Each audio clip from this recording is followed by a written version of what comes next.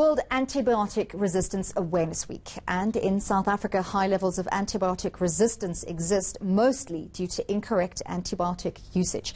That's according to University of Pretoria's Head of Department for Paediatrics and Child Health, Professor Robin Green. He's here to explain how this will impact development in children. Welcome, Professor. Thanks for joining us this afternoon. Thank you so much for the invite.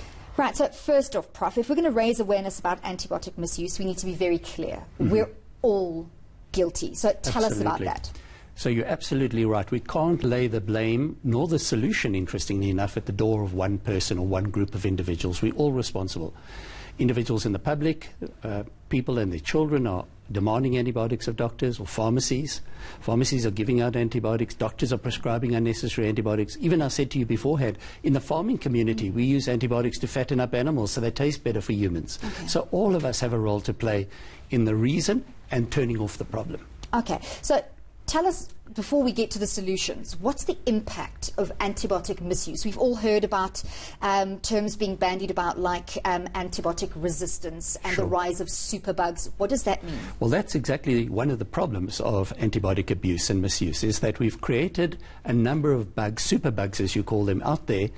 In my ICU this week, we had a number of children who have a bug that is totally resistant to all antibiotics. So that's what we face. These superbugs where we do not have a pipeline of antibiotics coming down to be able to solve the problem. Many people say, well, it doesn't matter about antibiotic resistance. We'll find new drugs over time to overcome them. We just don't have that. So these organisms are resistant. They're resistant to many antibiotics and increasingly to all antibiotics. And that's really our big problem. But just resistance is not just the only problem. Remember, as you abuse antibiotics, there are side effects. There's cost of antibiotics which we are bearing, and of course, destruction of our microbiome. That's a really important issue. So explain that to me. That's a term that many people might not be familiar with. So we used to talk about the fact that all of us contain bugs in our gut and in our lungs and every good bugs, healthy bugs. We used to call them normal flora. Now we call them the microbiome. We've given them a sophisticated name. And these bugs are important to human health because they interact with us to create normal human immunity. It's almost like over time we outsourced human immunity to the bugs in us.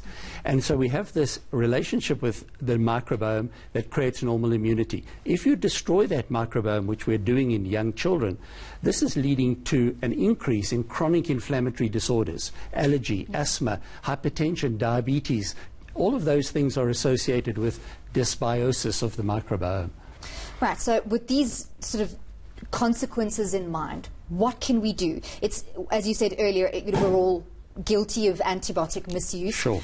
So what can we all do? We can't just lay the blame on doctors' doorsteps, or what can we do? So all of us need to play a role, and part of the introduction of the public to antibiotic stewardship, which is the term we use to mitigate the risk of antibiotics, is through programs like this, where we try and allow the public to understand that it's not a good idea simply to demand an antibiotic of your doctor, neither for you nor for your children.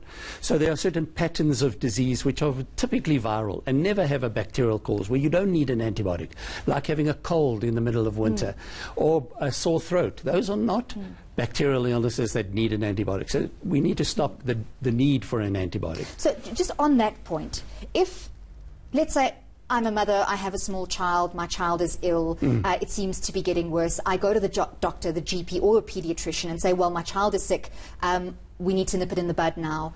I think antibiotics is great. So are doctors going to listen to that? Should they be listening to that? Why are they prescribing antibiotics? So part of the problem is that we also need to educate doctors and pharmacists that we don't prescribe antibiotics for that, because there's no good evidence that a cold ever needs an antibiotic. So we always say, my mucus turned green and now I need an antibiotic. Yes. That's not a bacterial infection. That's part of the cold. We say, I have a sore throat, now I need an antibiotic. Oh, I've coughed for 2 weeks, now I need an antibiotic. Those are not indications for antibiotics. So that message that it's never, a cold is never a bacterial infection and never needs an antibiotic, that's important. So we need to stop it at that level, but also all these other steps in the pathway. So the first step, as you said, is awareness. Antibiotics should not be necessary as frequently as we are using them, and that in fact that there are long-term consequences, especially for children. Absolutely. Right. Yeah. Thank you very much for your time. Thanks, Professor Robin Green speaking to us on World Antibiotic Resistance Week commemoration. Thank you for that information.